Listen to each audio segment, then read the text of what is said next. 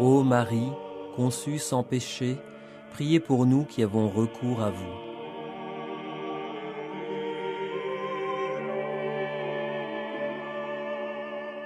Cette invocation, reprise dans de nombreuses prières, est révélée à Catherine Labouré au cours d'une apparition de la Sainte Vierge le 27 novembre 1830 à Paris.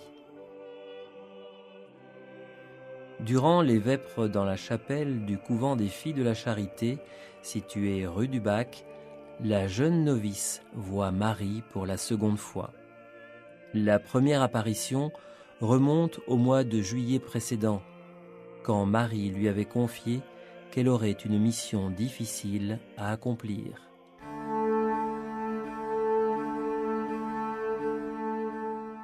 Au-dessus de l'autel, 2 tableaux représentant les 2 faces d'une médaille apparaissent.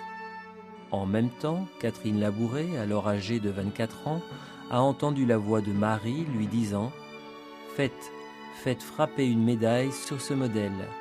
Les personnes qui la porteront avec confiance recevront de grandes grâces. » Une demande réitérée par la Sainte Vierge qui apparaîtra de nouveau à la religieuse en décembre de la même année 1930, toujours dans la chapelle de la rue du Bac. Dès 1832, avec l'autorisation de l'évêque de Paris, Monseigneur de Quélen, la médaille est frappée. Quelques années plus tard, à Rome, on reconnaît les grâces immenses produites par la prière, l'adhésion à la foi de l'Église et le port de cette médaille. Connue dans le monde entier sous le nom de médaille miraculeuse, c'est surtout l'amour actif de Dieu pour les hommes qu'elle rappelle, qui est miraculeux. Cette représentation de Marie sur la médaille, avec 12 étoiles autour de la tête, inspirera le drapeau européen, comme l'a expliqué son concepteur, Arsène Heitz.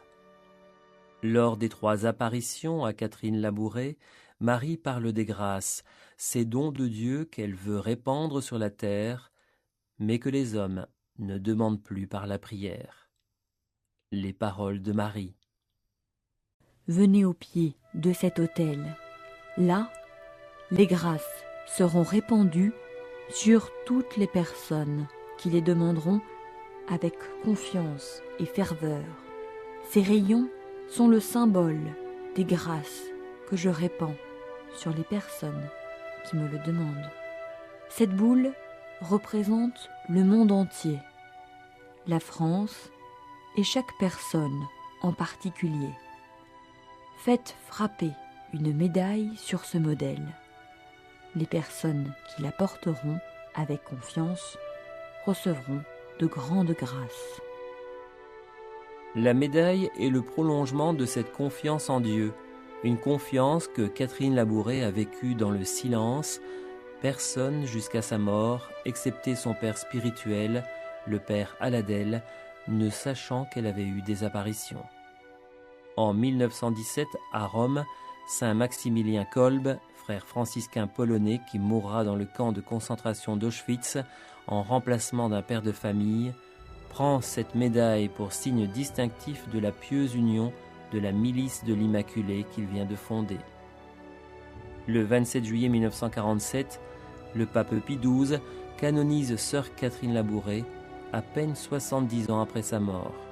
Depuis, c'est en la chapelle de la rue du Bac, à Paris, que la sainte repose, au pied de l'autel où elle a vu la Sainte Vierge. Tu es bénie entre toutes les femmes, bienheureuse, toi qui as cru. Le Puissant fit pour toi des merveilles, la merveille de ta maternité divine. Et maintenant, dans la gloire de ton Fils, tu ne cesses d'intercéder pour nous, pauvres pécheurs. Tu veilles sur l'Église dont tu es la mère. Tu veilles sur chacun de tes enfants. Tu obtiens de Dieu pour nous toutes ces grâces que symbolisent les rayons de lumière qui irradient de tes mains ouvertes, à la seule condition que nous osions te les demander, que nous approchions de toi avec la confiance, la hardiesse, la simplicité d'un enfant. Et c'est ainsi que tu nous mènes sans cesse vers ton divin Fils. Amen.